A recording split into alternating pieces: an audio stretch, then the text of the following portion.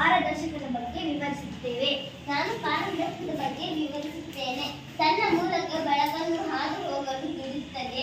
ವಸ್ತುಗಳು ನೋಡಬಹುದು. ಉದಾಹರಣೆ ಗಾಜು, ಗಾಳಿ.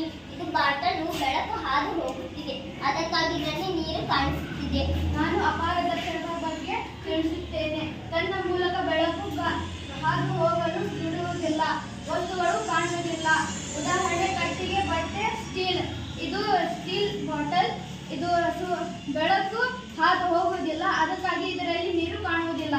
ನಾನು ಅರೆ ಪಾರದರ್ಶಕದ ಬಗ್ಗೆ ವಿವರಿಸುತ್ತೇನೆ.